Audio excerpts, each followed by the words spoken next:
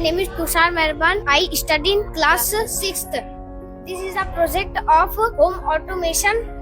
First component is a controller. A controller is a brain of robot and robotic car. Second component is a DC motor. A DC motor is a fan of roof. Third component is a relay module. Is a work to automatic lights off on and other switch. Fourth component is a LED light. LED light is a flashlight to on off help for relay module. This project works when we enter the home, lights on, and when we enter the home, lights on. When we exit the home, lights off on 5 seconds. My name is Arav Maskare. I study in class 6. This is a relay module.